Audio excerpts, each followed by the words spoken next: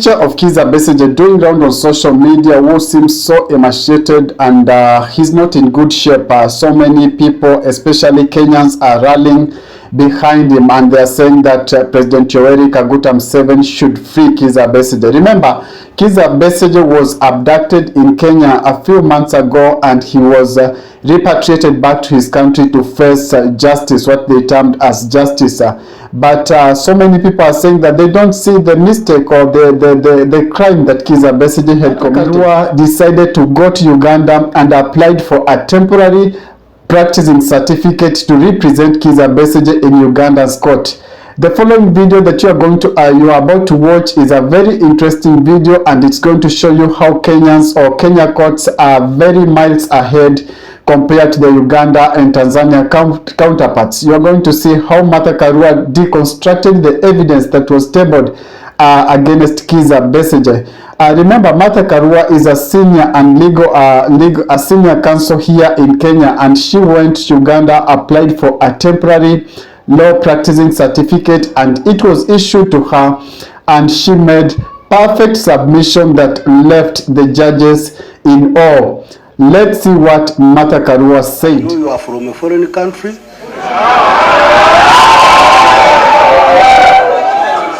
Counsel Kwago, you are saying that court is following what I am saying, but I am referring you to Regulation 63 of our rules of procedure.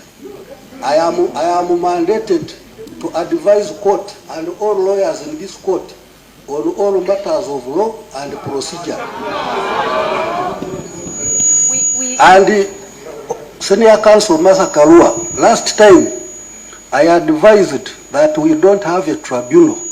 This is a general court martial established under the UPDF Act and recognized even under the Constitution. So anybody who is going to refer this court as a tribunal will be in contempt of this court. That is my advice, sir. We can hear from Senior Counsel. Are you advising or making a ruling? I've been a judge advocate just like you, and you advise, you don't make a ruling. Mr. Chairman. I have advised. Now you proceed. But we don't want the name tribunal in this court. Mr. Chairman, the last time we adjourned was so that you could give time for me to get a practicing certificate.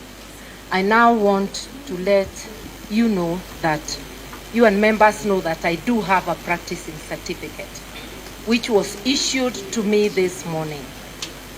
To also indicate that the last 2 times we have been in court, because this is the 3rd time, you have had submissions from Elias Rukwago.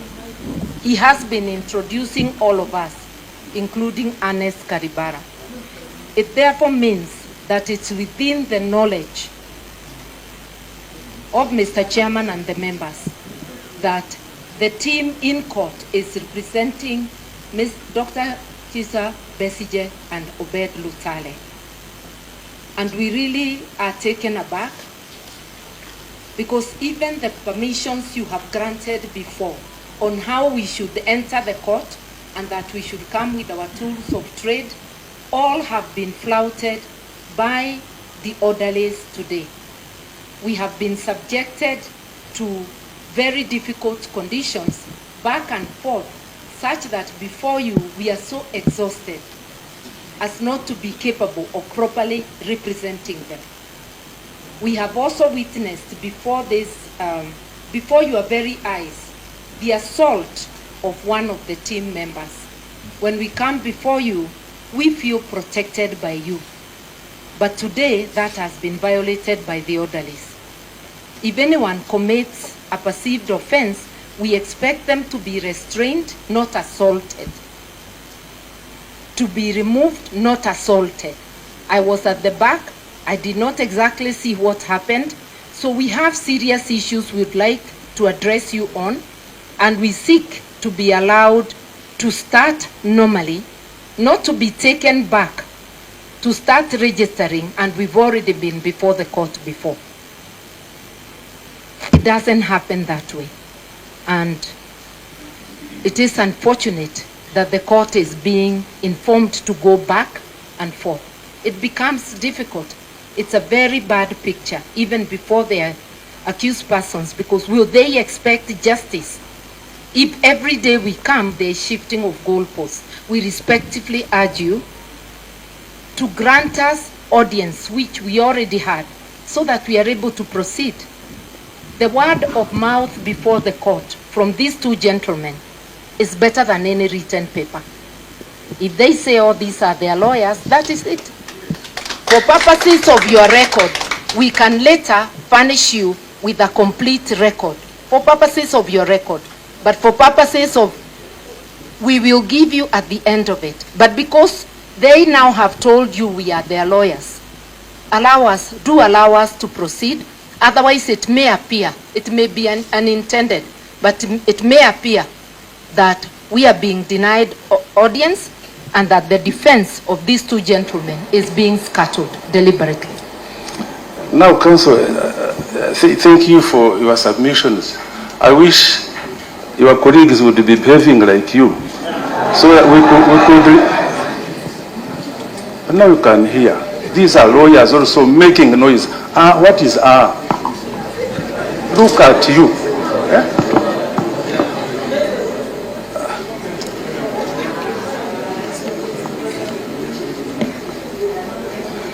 Now I don't know. Are you helping the accused people or you are not helping them? You talked of that you will vanish us with the required papers. And we talked about this the other time when we were here. Why did they fulfill that? Secondly, you are talking about the assault. You are not talking about the conduct of your colleague. What type of conduct is that in the court? I think we also need to behave, because we are not here to show that we are in uniform. We are not here to support. We are here for justice, nothing else. But the way we are conducting ourselves, I think it may not help us. Instead, it will be affecting the accused persons. May I respectfully urge you to also detail the orderlies, because every day we are being met by different people with different standards. The first day, 4 hours of standing outside there. I have not even recovered. I think, sir, we are going astray. And today, allow me to make my submission, for which I may not require your advice. The court will require it. I am saying that we are being subjected to different standards every day. The first day, 4 hours of standing, we have not even recovered from that fatigue. Today, over 2 hours. The second day, the 10th of December, we had an easier time.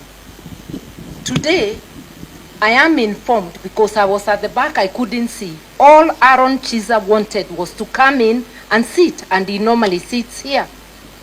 Even if there is no seat, an advocate should not be stopped from approaching the court. It is the court that would direct anybody without a seat go out.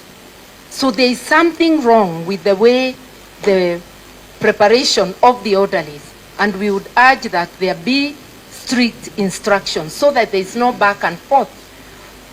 Before, the 2 times we have come before this tribunal, we have had no complaint about the way that the court, you said court, I will use the term. Honorable Chairman.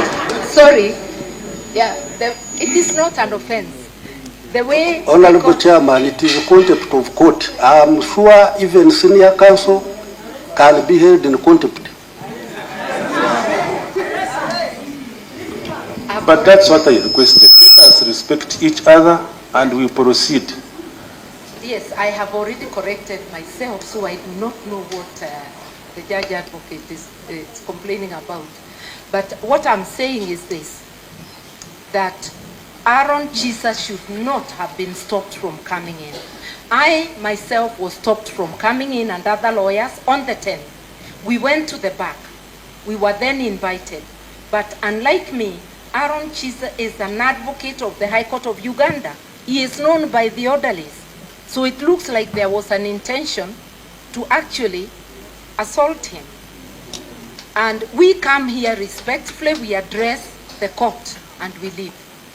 And that's all that we need. How is it going to affect the two gentlemen on the dock when one of their lawyers is not there? May we respectfully ask for time to withdraw and confer with them so that we may now know what to do without one of us. Because each one of these lawyers has a specific task. The matter before you is the matter of life and death. That is why it has so many lawyers.